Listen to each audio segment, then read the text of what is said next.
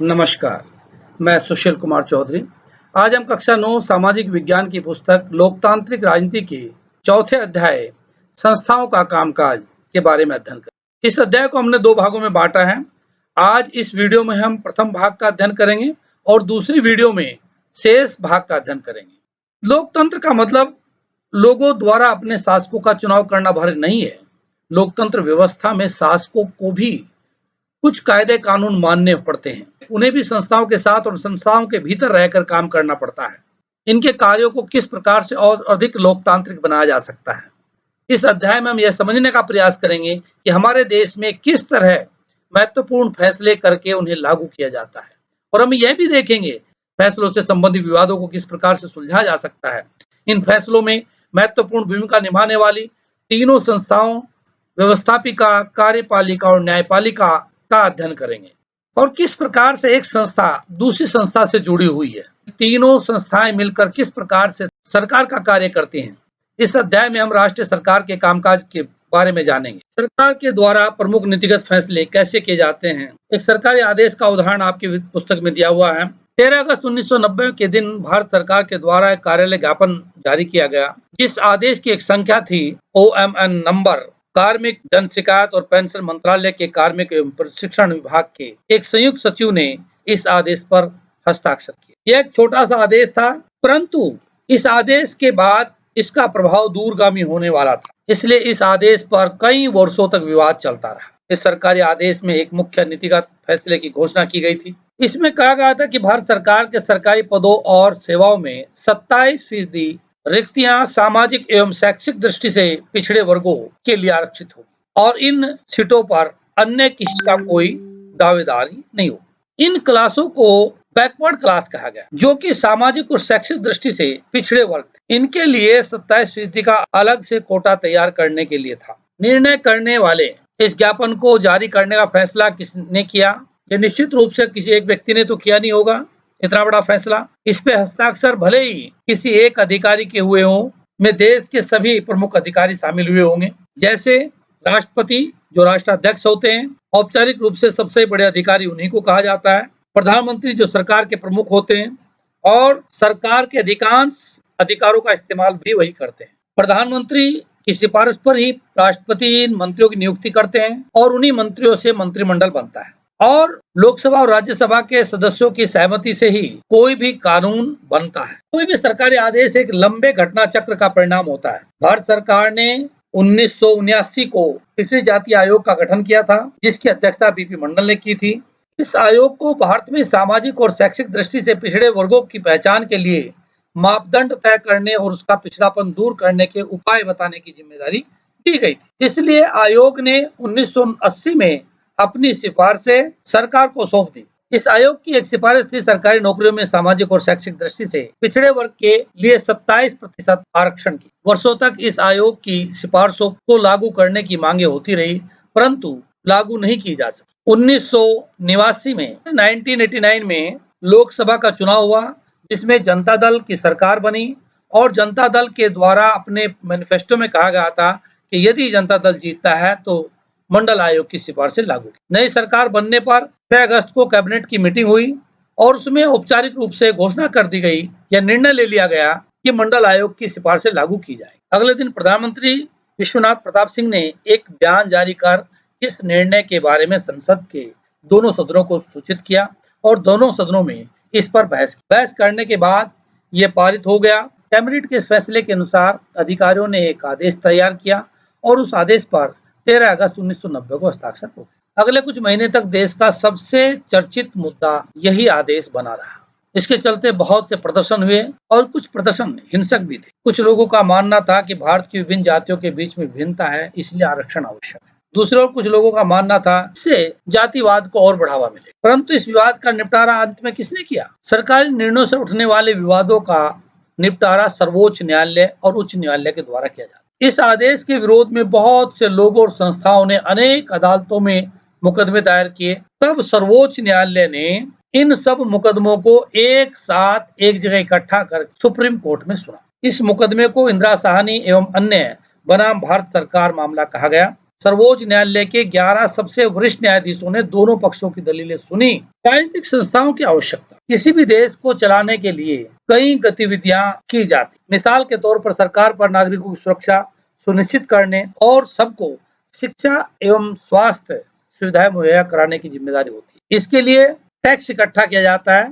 इस टैक्स को सेना, पुलिस तथा विकास कार्यों पर खर्च किया जाता है और विभिन्न कल्याणकारी योजनाएं भी चलाई जाती है। कुछ व्यक्तियों को इन गतिविधियों को चलाने के लिए फैसला करना होता है और कुछ लोगों को इन फैसलों को लागू करना होता है और कुछ फैसलों को लागू करने में विवाद हो जाता है, तो यह तय करने वाला भी कोई चाहिए कि क्या सही और क्या गलत है। सबके लिए जानना भी जरूरी है कि कौन किस काम को करने के लिए जिम्मेदार है। सभी आधुनिक लोकतांत्रिक देशों में इन कामों को देखने के लिए विभिन्न व्यवस्थाएं की गई हैं। इस तरह की व्यवस्था को संस्था कहते हैं। कोई भी लोकतंत्र तभी ठीक से काम कर सकता है जब वे संस्थाएं अपने काम को अच्छे से करें।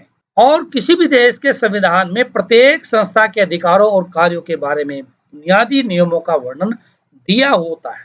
हमारे देश में इस तरह की विभिन्न संस्थाएं काम करती हैं। प्रधानमंत्री और कैबिनेट ऐसी संस्था है जो सभी महत्वपूर्ण नीतिगत फैसले करती है।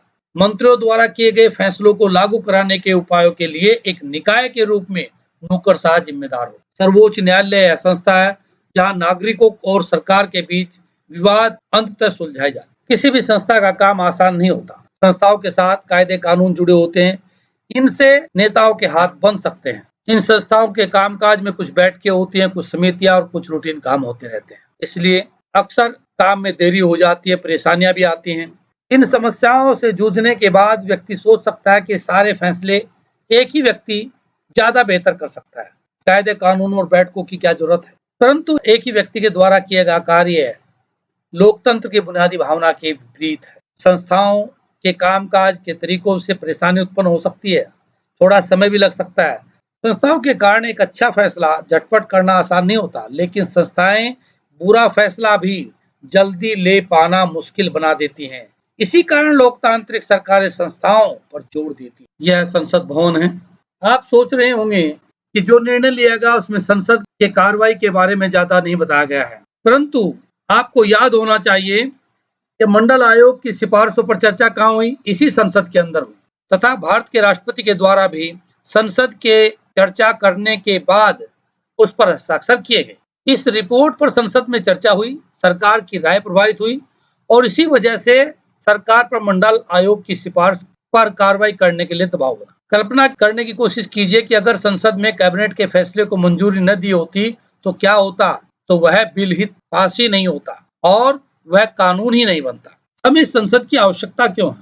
किसी भी लोकतांत्रिक देश में निर्वाचित जनप्रतिनिधियों को सभा करने के लिए और जनता की ओर से सर्वोच्च राजनीतिक अधिकार का प्रयोग करती है। भारत में निर्वाचित जनप्रतिनिधियों की राष्ट्रीय सभा को संसद कहा जाता है और राज्य स्तर पर इसे विधानसभा कहा जाता है। अलग अलग देशों में इसका नाम अलग अलग हो सकता है, लेकिन लोकतंत्र में निर्वाचित प्रतिनिधियों की सभा होती है और उसका नाम अलग हो सकता है। यह जनता की ओर से कई तरह से राजनीतिक अधिकारों का प्रयोग करती है। नंबर 1, किसी भी देश के कानून बनाने का सबसे बड़ा अधिकार संसद को है, इसीलिए उसको विधायिका कहते हैं और नए कानूनों के साथ साथ पुराने कानूनों में संशोधन करती है तथा कुछ पुराने कानूनों को खत्म करके उनके जगह नए कानून बना सकती है। दुनिया भर के संसदात्मक शासन प्रणाली में संसद ही सरकार चलाने वाले लोगों को नियंत्रित करने का कार्य करती है और संसद के पूर्ण समर्थन की स्थिति में ही सरकार चलाई जा सकती है। सरकार के हर पैसे पर संसद का नियंत्रण हो। अधिकांश देशों में संसद की मंजूरी के बाद ही सार्वजनिक पैसे खर्च किए जा सकते हैं, जैसा कि भारत में। सार्वजनिक मामलों और किसी देश की राष्ट्रीय नीति पर चर्चा और बहस के लिए संसद ही सर्वोच्च संघ है। संसद किसी भी मामले में सूचना मांग सकता है। संसद के 2 सदन हैं, लोकसभा और राज्यसभा। भारत में लोकसभा के कुल सदस्य 545 हैं, जिनमें से 543 निर्वाचित होते हैं और 2 एंग्लो इंडियन राष्ट्रपति के द्वारा मनोनीत किए जाते हैं। कार्यकाल 5 साल का होता है। लोकसभा का सदस्य निर्वाचित होने की आयु 25 वर्ष है। जनता के द्वारा प्रत्यक्ष रूप से निर्वाचित किए जाते हैं। राज्यसभा के कुल सदस्य 250 हैं, जिनमें से 238 का निर्वाचन जनप्रतिनिधि करते हैं। जनप्रतिनिधियों के द्वारा किया जाता है 238 का निर्वाचन और 12 सदस्यों का मनोनयन राष्ट्रपति के द्वारा किया जाता है। इनका कार्यकाल 6 वर्ष का होता है और राज्यसभा का सदस्य निर्वाचित होने की कम से कम आयु 30 वर्ष होनी चाहिए। ये भारत में राज्यवार लोकसभा और राज्यसभा के सदस्यों की संख्या दी गई है। ऊपर जो दी गई है वह लोकसभा के सदस्यों की संख्या दी गई है और नीचे जो दी गई है वह राज्यसभा के सदस्यों की दी गई है। यहाँ लोकसभा के सदस्य और राज्यसभा के सदस्य लिखे गए हैं और किस राज्य में कितनी सीटें हैं वह भी लिखी गई है। यहाँ पर लोकसभा और राज्यसभा की तस्वीरें दिखाई गई हैं। यह लोकसभा की तस्वीर जिसे हम निम्न सदन कहते हैं और ये राज्यसभा जिसे हम उच्च सदन कहते हैं। इसमें सदस्यों की संख्या और उनका चुनाव किस प्रकार से होता है और यहाँ पर भी उनका चुनाव और उनके कार्यकाल के बारे में दिया गया है। ये है हमारा कॉन्स्टिट्यूशन अर्थात संविधान। संविधान के अंतर्गत तीनों चीजें हैं, संसद, कार्यपालिका, इसमें राष्ट्रपति और मंत्रीगण होते हैं, और जुडिशियल अर्थात न्यायपालिका। और इसमें संसद के बारे में बताया गया है कि संसद के अंदर कौन कौन आते हैं, राष्ट्रपति, राज्यसभा और लोकसभा, तीनों को मिलाकर संसद कहते हैं। भले ही राष्ट्रपति जी की संसद के किसी भी सदन का सदस्य नहीं होते, परंतु फिर भी राष्ट्रपति के हस्ताक्षर के बिना कोई भी विधेयक कानून नहीं बनता, इसलिए राष्ट्रपति को भी संसद का ही अंग माना जाता है। यहाँ पर राज्यसभा के बारे में दिया गया है और इधर लोकसभा के बारे में दिया गया है। दोनों सदनों में से अधिक प्रभावशाली कौन है? किसी भी लोकतांत्रिक देश में जो प्रतिनिधि जनता के द्वारा चुने जाते हैं वही अधिक शक्तिशाली होते हैं और जिस सदन में वो बैठते हैं वही सदन अधिक प्रभावशाली होता है। भारत में लोकसभा राज्यसभा की अपेक्षा अधिक प्रभावशाली है। हमारे संविधान में राज्यों के संबंध में राज्यसभा को कुछ विशेष अधिकार दिए गए हैं, लेकिन अधिकतर मामलों में सर्वोच्च अधिकार लोकसभा के पास ही है। किसी भी सामान्य कानून को पारित करने के लिए दोनों सदनों की जरूरत होती है। यदि दोनों सदनों के बीच मतभेद हो जाए तो अंतिम फैसला संयुक्त अधिवेशन में ले जाता है, जिसमें राज्यसभा और लोकसभा दोनों सदनों के सदस्य बैठते हैं। चूंकि लोकसभा के सदस्य अधिक हैं, इसलिए संयुक्त अधिवेशन में भी लोकसभा के सदस्यों का ही अधिक प्रभाव रहता है। दूसरे, लोकसभा पैसे के मामले में अधिक प्रभावशाली है, क्योंकि लोकसभा में सरकार का बजट पेश होता है और राज्यसभा में उसको स्वीकृति हेतु भेजा जाता है, परंतु राज्यसभा उसे केवल 14 दिन तक ही रोक सकती है और अपने सुझाव दे सकती है।